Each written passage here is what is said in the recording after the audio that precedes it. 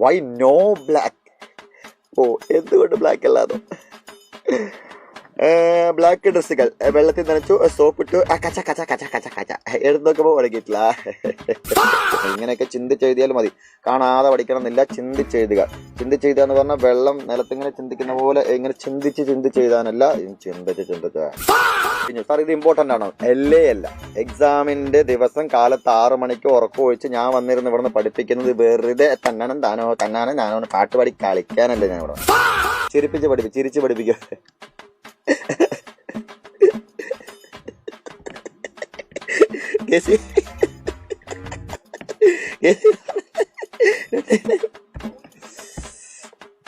കളിക്കല്ലേ.